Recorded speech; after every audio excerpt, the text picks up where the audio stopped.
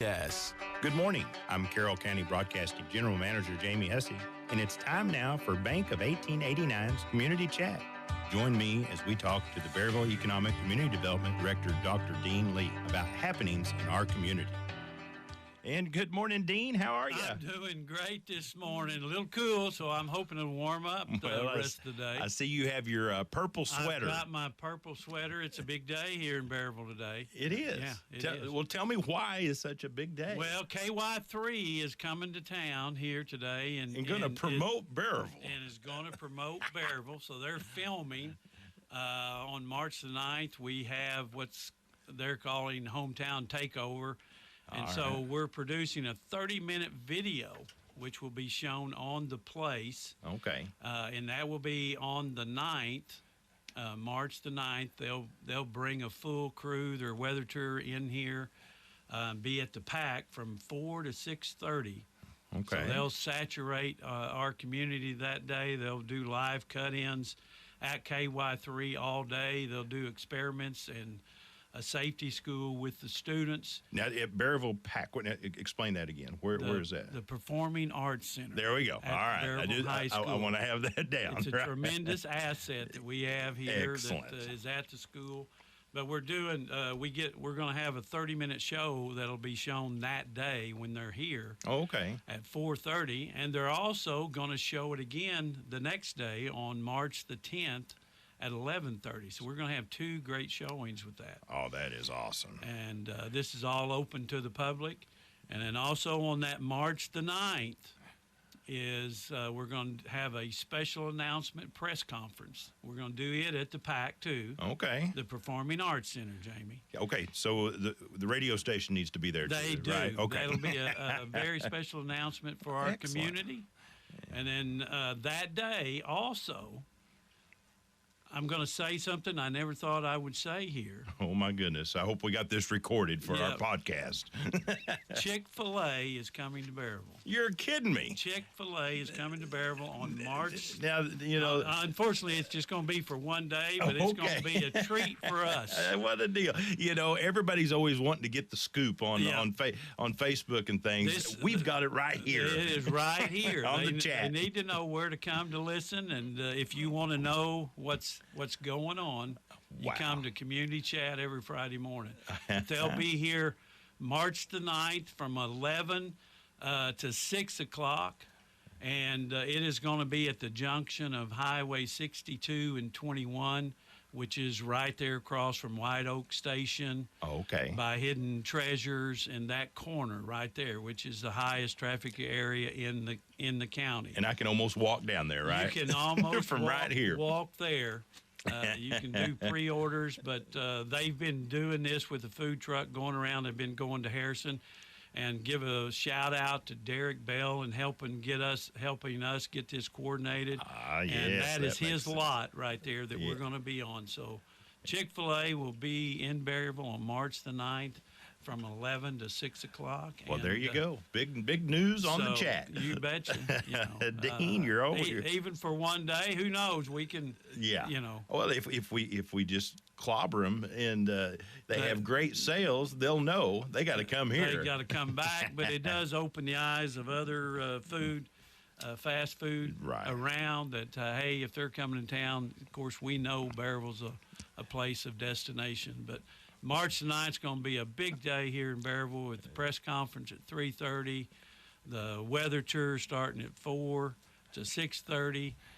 We'll have, again, a 30-minute feature show on KY3 during that time as well, and then Chick-fil-A being here all day as well. Well, you're just going to impress me because you are not a face for radio. You're going to be on TV now, right? Well, I don't know. Yeah, we'll see. We'll see about that.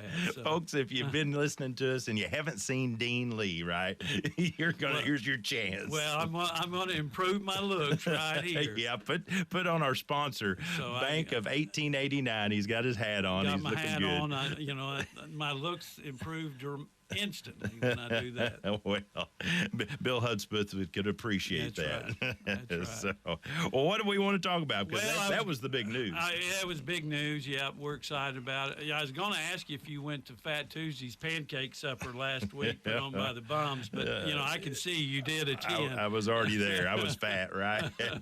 Hey, they did raise some good money for their Warman Center. Yeah. So I know they did well on that. And speaking of something else community-wise, Equity Bank, we did go to that.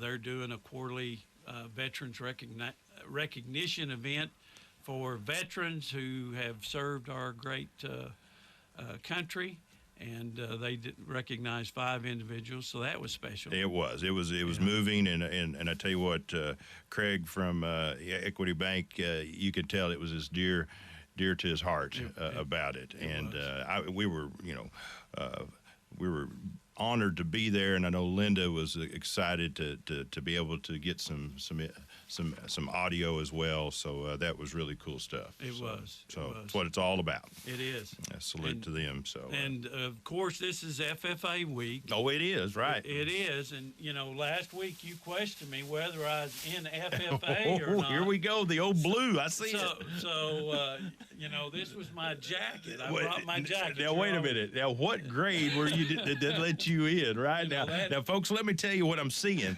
It's a little bitty coat. If you can imagine Chris Farley from Saturday Night Live with a little coat, no, that looks good. See, I got the pin and I've got the ring as well. So wow. I'm indebted and appreciative of FFA and all they bring, and we sure do appreciate. I want to. They've done in this community for decades. I've got a little clip here. I know you went down and did the basketball game, but you got to talk to Joey Curtis from the Berryville schools, and he talked a little bit about the FFA. Can I play that? You betcha. Hey, this will be right cool. ahead. Listen to this. Well, this week's actually FFA week, too. Right. All week. Yeah, Christy Skelton, she's doing a phenomenal job with that. Our FFA, they do a lot of things in the community, like Christmas time, Thanksgiving time, delivering meals to families. And it's so cool for our kids to get to do that stuff and give back to the community. Great community service last week. They did the chili cook-off, which raised, I think it was over $800 for Recon 6, which is a veteran and first responders outreach program. I visited with Vince today, and he was so excited about what those kids did. And basically, they're the ones thinking it up and doing it. And, so they've got a tremendous heart for our community. Yeah, we're proud of those kids. Well, that was just a great interview you had. Well, Joey does a great job in Donnell with the high school and all our principals, and we're extremely proud of all the teachers, staff, and I did even give a shout out to Owen Powell, the superintendent. FFA, it's been going on all week long on KTHS, and Linda's done a great job of talking with those kids all week long, and they need the spotlight. So good kudos for FFA. So talking about basketball, that's where you're at. Unfortunately, our team didn't quite get over the finish, did they? They didn't. It was a valiant effort, though. I mean, which if those that have watched these kids, these 5 seniors over their careers, especially the last 3 years, you knew they weren't going to give up, and they had every intentions of coming back victorious. But it was outstanding performance, and on behalf of Berryville, this was the 4th year for Berryville, the Bobcats, to go to the regionals. It's the 3rd year in a row for these seniors. Yeah. And they've been together their whole career, and they will go down as the winningest class of seniors ever assembled here in Berryville. Wow. Over a 3-year period of Well, time. that's a bunch of victories, and of course the score 66-63, I believe, was the score at the end. But Dardanelle was a formidable opponent, and we good luck to them. Yeah. Maybe they'll make us look better, right? Right. going down tonight. Well, so. Jake Wilson had 38 points, is what you have announced. My statistician for the game said 39. Yeah, that's right. I heard that.